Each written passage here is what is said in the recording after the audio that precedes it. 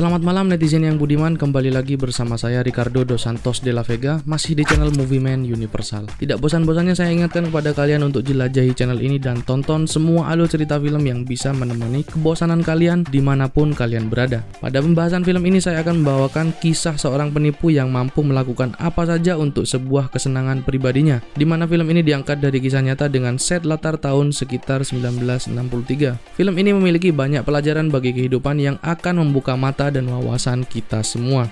Oke, tanpa berlama-lama lagi langsung saja naikkan volume, siapkan bantal untuk bersandar serta selonjorkan kaki, dan inilah film Catch Me If You Can.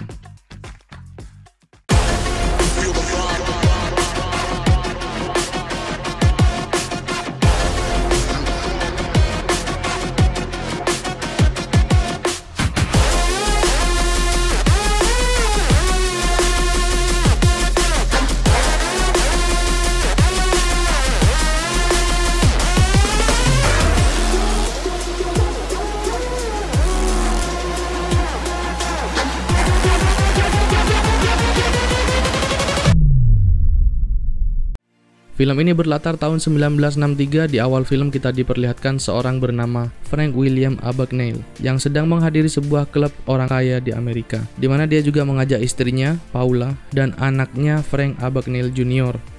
yang diperankan oleh kembaran saya yaitu Leonardo DiCaprio. Biar tidak pusing, kita panggil saja sang ayah sebagai Frank William dan anaknya Frank Jr.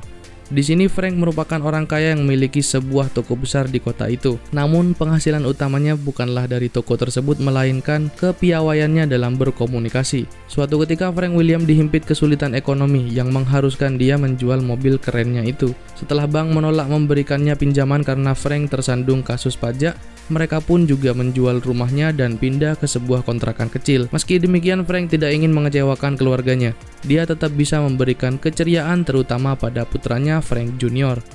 Di hari ulang tahunnya itu, sang ayah memberikan hadiah berupa cek, di mana dia bisa mencairkan uangnya sendiri nantinya. Ya, meski tidak banyak, tapi inilah bentuk perhatian seorang ayah pada anaknya yang sangat dia banggakan. Keesokan harinya, Frank iseng-iseng mencoba mengajar di sebuah sekolah SMA. Dia bertingkah layaknya guru pada umumnya. Keahlian dan kepedean Frank ini memang sangat luar biasa, guys. Ini semua berkat pelajaran dari sang ayah. Namun aksinya itu diketahui oleh kepala sekolah yang berujung pada pemanggilan orang tua si Frank.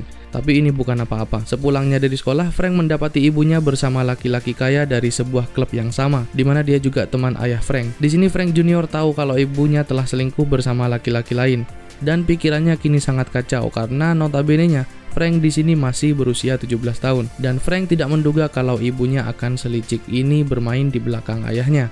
Tak lama hari berselang, seorang pengacara datang ke rumah dan meminta Frank untuk menandatangani sebuah surat, di mana Frank harus memilih untuk diasuh ayah atau ibunya, karena orang tua Frank ternyata telah resmi bercerai tanpa sepengetahuannya. Frank hampir stres memikirkan urusan keluarganya ini, karena memang si Frank ini juga masih berusia belasan tahun lah, dan sesuai dengan hukum perundang-undangan, dia harus memiliki orang tua yang mengasuhnya hingga dewasa atau menikah. Karena hal ini, Frank kabur meninggalkan rumah dan menggunakan cek yang diberikan ayahnya untuk membeli tiket kereta api serta penginapan kecil-kecilan. Di sini Frank berinisiatif untuk memodifikasi cek tersebut agar bisa mencairkan uang lebih banyak dan menunjukkan pada ayahnya kalau dia juga bisa sukses sepertinya dan mengharumkan nama keluarga. Setelah berulang kali mencoba, tetap saja usahanya tidak membuahkan hasil sama sekali. Dari banyak bank yang dia datangi, tidak satupun bank yang mau mencairkan uang dari cek tersebut, karena bank meragukan identitas Frank yang entah dari mana datangnya dan apa juga pekerjaannya. I'm sorry, but we are not allowed to take checks from people we don't know. Tapi sejauh ini keberanian Frank sangat patut diacungi jempol kaki kapalan. Saat keluar dari bank, ternyata Frank melihat sebuah pilot. Pilot kok sebuah. Frank melihat seorang pilot yang turun dari taksi dan didampingi oleh para pramugari cantik, di mana Frank sangat kagum sampai mengikuti dan mempelajari reaksi sosial yang ditimbulkan.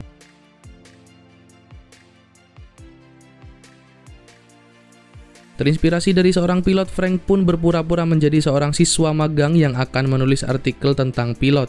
Tentu ini hal yang sangat mudah karena dia sudah terbiasa berpura-pura, dan dia pun mewawancarai seorang pimpinan di sebuah maskapai penerbangan. Dengan begini dia akan memiliki wawasan yang sangat luas seputar dunia perpilotan dan perpramugarian untuk melancarkan aksi ke depannya.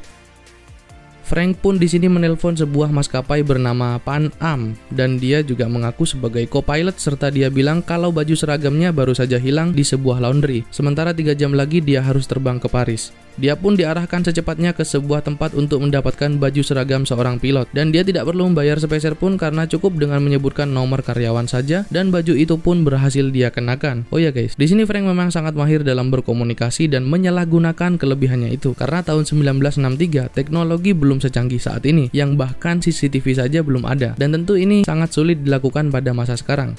Semua orang kini terpana dengan penampilan baru Frank yang semua mata tertuju padanya. Selain disegani dan dihormati, dia juga dengan sangat mudah mendapatkan pinjaman serta pencairan uang cek. Bahkan manajer pun turun langsung untuk memberikan jabat tangan untuk Frank. Dari sinilah Frank mulai membuat cek yang terlihat lebih resmi dengan logo maskapai penerbangan yang dia dapatkan dari sebuah pesawat mainan. Dia membuat cek ini dengan keterampilannya sendiri dan mempelajarinya secara otodidak.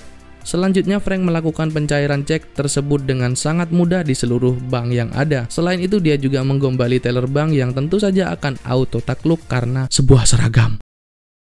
Tapi di sini ada satu hal yang tidak bisa Frank dapatkan dari sebuah seragam, yaitu penerbangan yang sebenarnya. Nampak dia sangat bingung mencari kursi cadangan di ruangan pilot.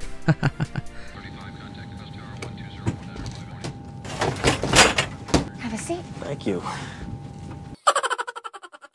Dia pun sedikit memberikan gombalan klasiknya pada seorang pramugari dan setelah pesawat mendarat, mereka berdua pun melakukan pengenceritan di sebuah hotel.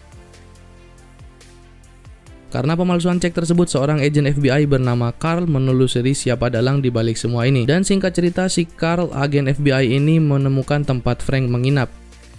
Tapi karena dia tidak tahu siapa yang dia cari dan seperti apa wajahnya, maka dia langsung saja masuk dan bilang, FBI, FBI, FBI.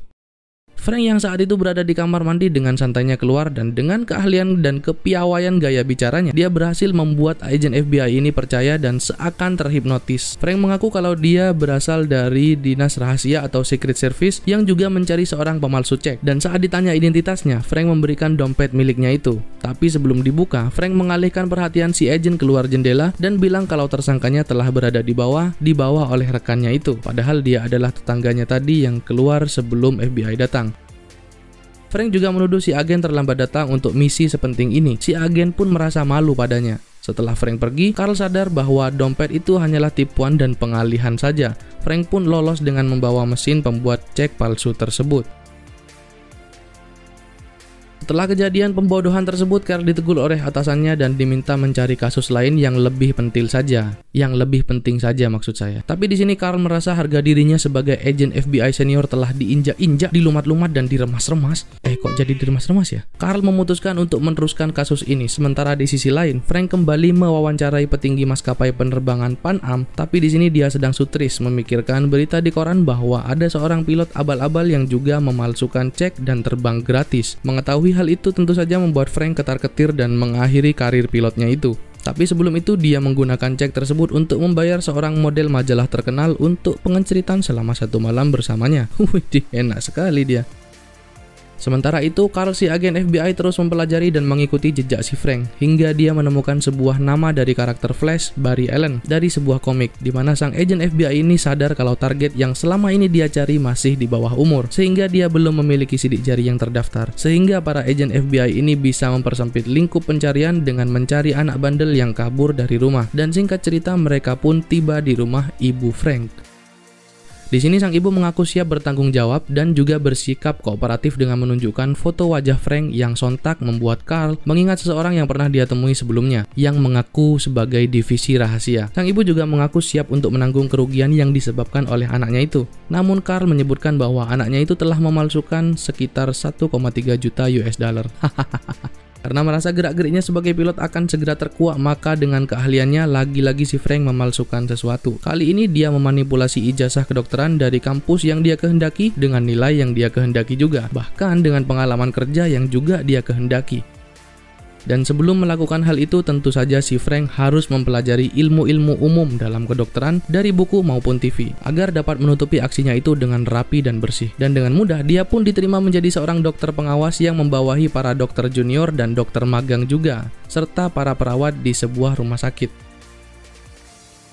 Dan tak lupa, si Frank juga melepaskan rayuan aligatornya pada perawat yang dia inginkan dan seketika dia mendapatkan sebuah kesegaran yang hakiki dengan gampangnya.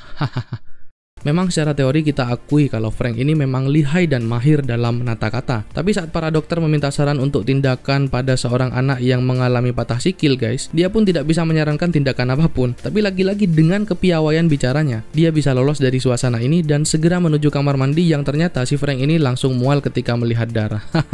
Kacau. Keesokan harinya setelah melakukan senam kesegaran jasmani bersama si perawat bernama Brenda ini, dia pun ingin menemui kedua orang tua Brenda yang dimana Frank ini ingin segera menikahinya. Kebetulan ayah si Brenda ini adalah seorang jaksa dan seketika itu pula si Frank mengaku kalau dulunya dia juga pernah lulus ujian pengacara dari Universitas Berkeley yang ternama itu, yang pastinya membuat kasta sosialnya semakin meningkat secara drastis. Dan tentu saja kini Frank selangkah lebih maju. Kini dia berhasil mengambil hati ayah Brenda dan bekerja untuknya. Frank sekarang menjadi seorang asisten jaksa dan seperti biasa dia telah menyiapkan semua kebohongan ini dengan rapi dan mempelajarinya juga mempraktekkannya. Sementara di sisi lain, Carl si agen FBI sudah sangat dekat dalam perburuannya mengejar Frank. Kini dia tahu kalau sekarang si Frank bukanlah seorang pilot, melainkan seorang dokter.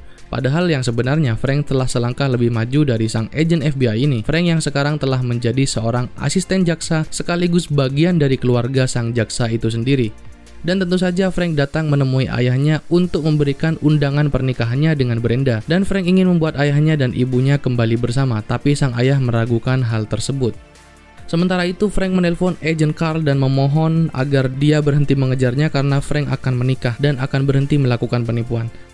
Tapi di sini agen Carl menolak mentah-mentah karena Frank telah menginjak-injak harga dirinya. Dan singkat cerita, pada pesta pernikahan Frank, para agen FBI datang untuk mencari mempelai pria, yaitu Frank. Namun saat itu Frank mengetahui kedatangan mereka serta diam-diam mengajak Brenda untuk pergi dan hidup bersamanya. Frank di sini mengatakan semua kebohongannya selama ini secara terang-terangan pada Brenda. Brenda nampak kebingungin karena nggak tahu harus berkata apa. Yang jelas di sini Frank akan segera kabur dan dia diminta untuk menemuinya 2 hari lagi di Bandara Juanda, Surabaya. Dan saat si Carl agen FBI ini masuk, dia hanya mendapati Brenda yang berdiri di sana dengan segepok uang di tangannya. 2 hari telah berlalu, Brenda sungguh-sungguh datang ke Bandara Juanda untuk menemui pujaan hatinya itu. Namun dari kejauhan, si Frank tahu kalau ini hanyalah jebakan semata, di mana agen FBI telah disebar untuk melakukan penyergapan. Hingga hari itu dia tidak jadi menghampiri Brenda dan dari sini Frank masih saja memiliki ide yang sangat brilian. Keesokan harinya dia kembali mengenakan seragam pilotnya untuk melakukan rekrutmen abal-abal untuk pramugari magang di sebuah kampus. Dan pada akhirnya, si Frank ini datang lagi ke bandara didampingi gadis-gadis pramugari muda yang mempesona, sehingga para agen FBI tidak menaruh kecurigaan sedikit pun.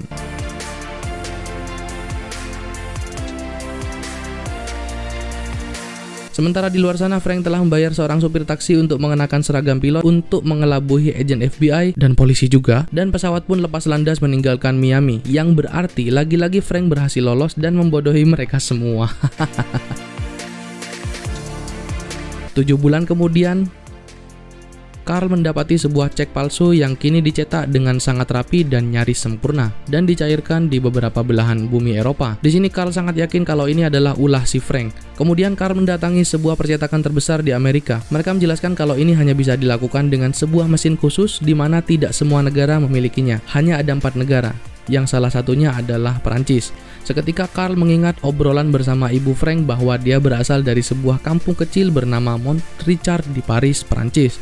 Singkat cerita, si agen FBI Carl datang sendirian dan mendapati Frank yang sedang mencetak lembaran cek palsu. Tapi bukannya menangkap Frank sesuai SOP, Carl dan Frank malah mengobrol seperti ayah yang sedang memarahi anaknya yang nakal. Carl menyuruh Frank untuk memborgol tangannya sendiri karena di depan dia telah dikepung polisi Perancis. Carl di sini tidak mau kehilangan Frank karena dia telah lama sekali mengejarnya dan peduli dengannya, bahkan sampai ke Perancis. Singkat saja, setelah mereka ngobrol dari hati ke hati dan meski dengan cara yang tidak umum, Frank mau menyerahkan diri dan keluar bersama Carl. Setelah menjalani masa tahanan di Perancis, hanya Carl lah satu-satunya orang yang peduli terhadap Frank saat ini. Mereka berdua pun kembali ke Amerika. Di dalam pesawat, Frank menagih janji pada Carl bahwa dia akan mengizinkannya untuk menelpon ayahnya karena sudah lama sekali mereka tidak bertemu, bahkan Frank tidak tahu kabar beliau. Dengan berat hati, Carl berterus terang pada Frank bahwa ayahnya telah meninggal. Frank yang mendengar hal itu tak kuasa menahan tangisnya. Tak kuat menahan semua ini, Frank meminta izin untuk ke kamar mandi karena dia merasakan mual yang luar biasa. Carl pun membolehkannya karena sejauh ini dia sangat kooperatif. Namun masih saja guys, Frank berhasil meloloskan diri melalui toilet tersebut untuk keluar melalui jalan ninja, dimana adegan ini benar-benar tidak untuk ditiru dan tentu saja Agent Carl sangat kesal dengan kelakuan bocah satu ini.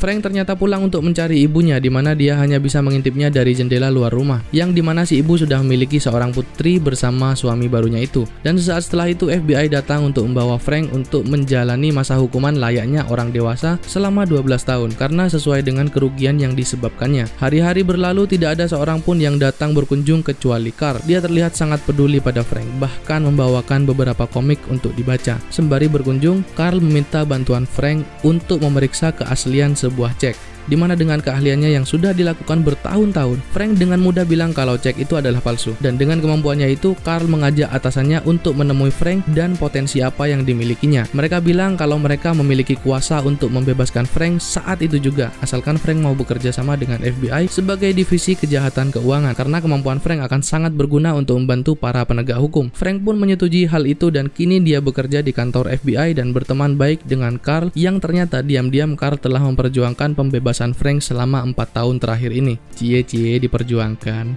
Hai. Fakta yang sangat mengejutkan dan membagongkan kita semua bahwa Frank adalah pemuda yang jenius, memiliki IQ yang tinggi, dan dia berteman dengan Carl hingga film ini dibuat, yaitu pada tahun 2002. Serta Frank berjasa membantu perbankan membuat cek yang aman dari pemalsuan dan menghasilkan jutaan dolar dari hal itu. Sekali lagi, ini adalah kisah nyata ya guys, dan inilah foto-foto mereka saat ini. Kami memberikan rating 10 alias sempurna pada film ini karena memiliki banyak pelajaran hidup dan tak terasa durasi video ini juga semakin panjang. Dan maka dari itu yuk kita akhiri saja, dan kami sarankan agar teman-teman menonton video aslinya di Netflix, tentu dengan kualitas yang super jernih dan tidak mengecewakan. Perlu kalian ketahui wahai para netizen bahwa Leonardo DiCaprio juga pernah membintangi film serupa yang memiliki alur cerita yang sangat mirip, yang berjudul The Wolf of Wall Street. Dan untungnya kami sudah pernah membahasnya di channel ini. Silahkan langsung klik aja video yang tampil berikut ini. Tinggalkan komentar dan subscribe agar tidak ketinggalan update selanjutnya dari kami. Bye.